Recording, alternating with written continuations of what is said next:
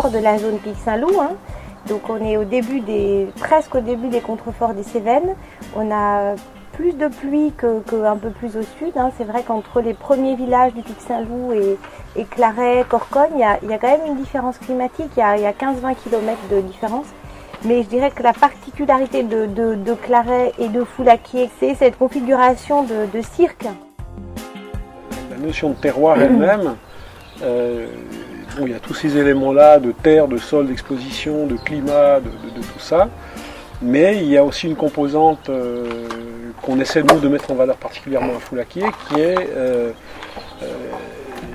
la nature, enfin la vie du terroir, c'est-à-dire la vie au sens microscopique et macroscopique, c'est-à-dire autant les bestioles, les herbes, les bactéries, les levures, et tout le travail qu'on fait en biodynamie, il va dans cette direction-là, c'est amplifier, laisser la liberté à cette vie-là la plus large possible.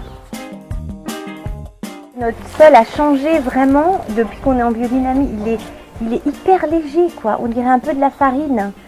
Alors que même si c'était travaillé en bio et tout, c'était plus grossier les zones de terre à Foulaquier. Et là, je trouve que plus ça va, plus c'est... La semoule. Ouais. Ouais. Ah oui, moi je remarque ça. Hyper aéré en fait. Ouais, très très aéré, ouais. Il y a une cinétique de maturation des baies globale qui fait qu'aujourd'hui on se dit, moi je prends conscience en tout cas que la qualité du matériel des plants, du matériel végétal, est quelque chose de fondamental et qu'on a oublié, je pense qu'on a oublié à quel point ça...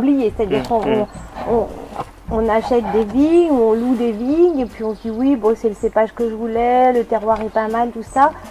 Nous, hein, on est assez novices, hein, on est des néo-vignerons, voilà. Je pense que les gens du coin, les gens qui sont dans la viticulture depuis très longtemps, ils ont un œil beaucoup plus avisé, mais c'est sûr que on regarde pas autant qu'avant la qualité du végétal, alors que c'est tout notre capital de production, c'est la base. Je veux dire, si ça marche pas, c'est bon, on peut fermer, quoi, c'est terminé, quoi. Donc on met plus rien, on met que des préparations en biodynamie, donc c'est pas du tout du compost, on fait plus d'apport.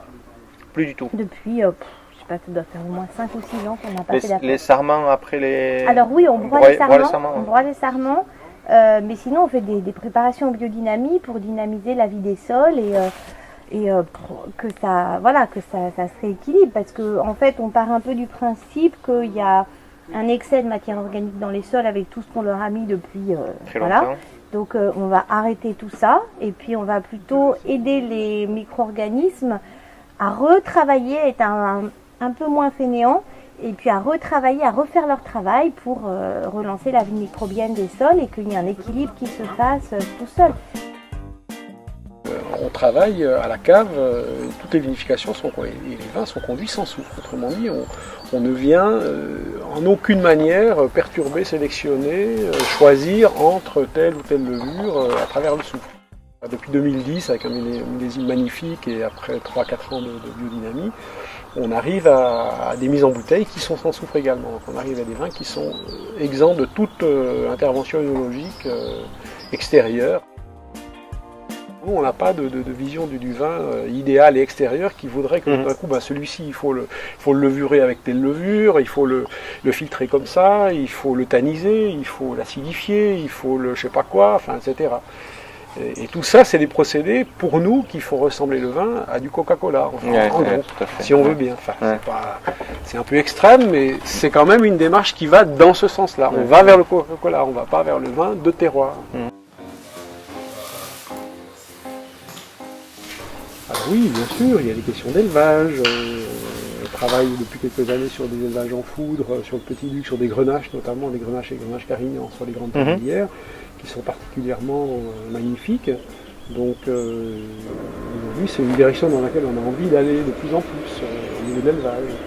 Ce qui est important pour nous, c'est de respecter un cycle d'élevage. Maintenant, après la question du contenant de l'élevage, savoir si c'est en cuve, en foudre et tout ça, je dirais que c'est presque secondaire. Nous, ce qui est important, c'est qu'on ait au moins un cycle complet, donc une année complète sur un vin, mieux deux, pour avoir vraiment que le vin puisse vivre les saisons 2 fois pour s'affiner, pour s'élever, pour éventuellement, s'il reste 1 ou 2 grammes de sucre résiduel, les finir etc. Et arriver aussi à remplacer justement tous ces moyens technologiques de filtration, etc., par le temps. Et le temps, on arrive à des résultats où le vin est d'une qualité incomparable. Ce que faisaient les anciens.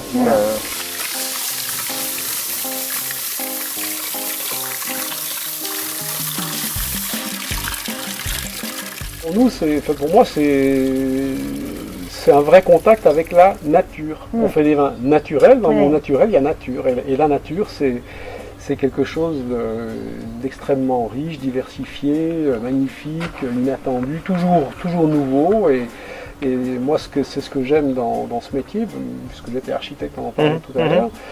Moi, j'aime être surpris, être conduit aussi par ça.